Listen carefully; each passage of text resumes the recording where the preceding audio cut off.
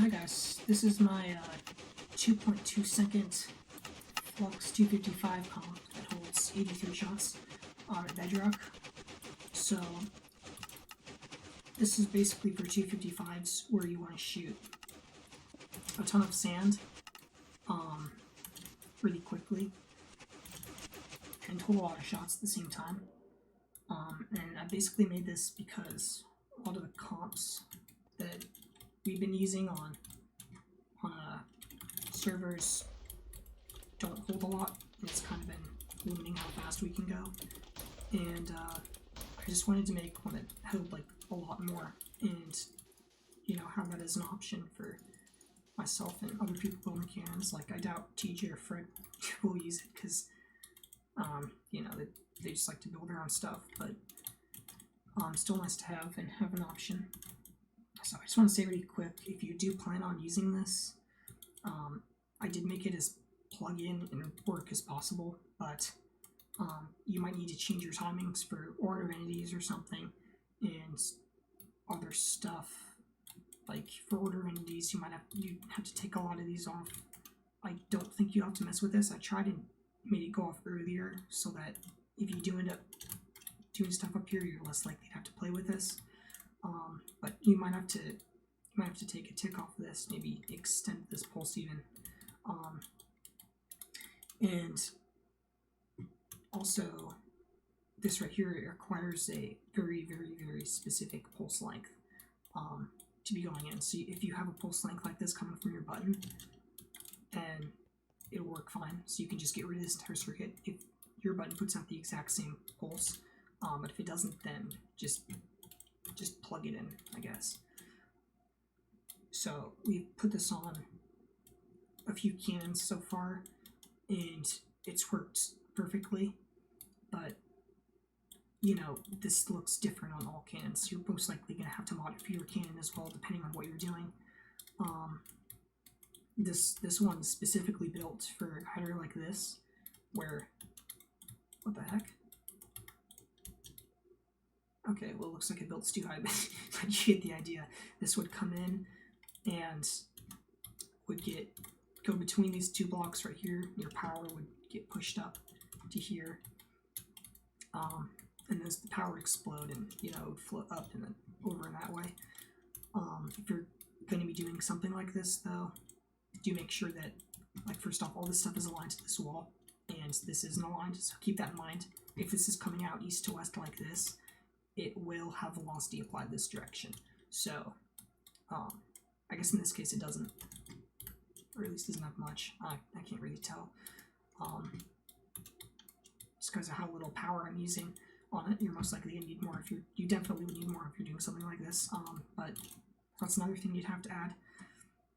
But yeah, just keep that in mind. Going north-south, this isn't an issue though. This was actually originally for shooting out this way, going north-south. Other modifications, yeah. You might want to lower this back down if you're not doing something like this. You can just get rid of all these blocks, these slabs, and just place blocks across it like that.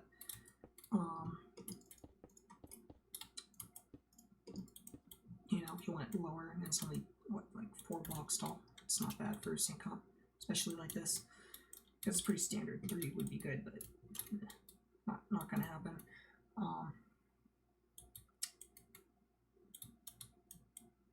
The other thing is this right here. This is game ticking by default, just because it's easier to have this here than trying to figure it out. For some reason, game ticking always seems like it's a pain in the ass, but this does game tick.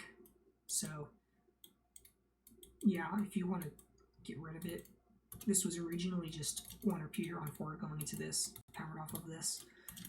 If you want that for whatever reason, you might be able to get greater efficiencies if using different guider, and then you could have it tip an extra tick or 1 tick less or something.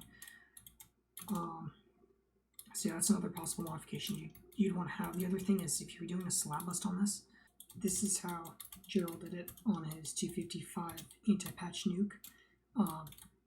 He just had to get shot in here and then have the dispenser down there, pushing it up and aligning it on this side. and he had to add 2 dispensers here, and then add a tick here so that it would travel up a little bit more, enough Y velocity. And then that's timings for the dispenser, I guess. Might be able to change these timings around a bit. I'd prefer not to have this on 4 ticks if I don't have to, but it still works. So that's just what I do for the Slabbust, just because you don't have to lower this down, and you still can keep pretty good efficiency, which is good when you have to game tick like 15-20 blocks. So another modification you might want to make to this is on my 3-second 255 OSRB for PvPWars is fast print. You can have it shoot up from bedrock, which is kind of what this is meant for. So just ignore this; it's not done. But this goes over here, gets shot up. You know, if you're going to do this, use soul sand here so that it doesn't explode. You know, I don't know why people don't do this, but just put soul sand there. That'll save you a lot of shit. And then these are the timings for having it on a cannon like this.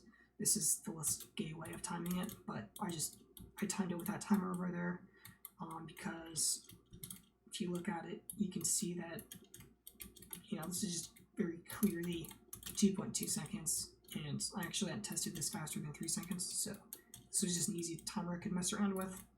It was just really easy to see. I don't know if I mentioned this already, but if this isn't working, then it's probably because of your server just not wanting flux comps on. Like, a lot of servers take measures to not allow flux comps. Some have anti-live machine things that could break the timers possibly, so I would test a few of these components on a live server before you actually build it, just to make sure that it does work. So yeah, I'm pretty sure that that's it for this cannon. Or this isn't even a cannon, this is sand compression. So yeah, I hope you enjoyed and, you know, found it useful. And if you did, consider hitting that thumbs up button. And yeah, I'll probably be back with another cannon release soon, hopefully. I don't know, I'm really lazy, but yeah, bye. See you later.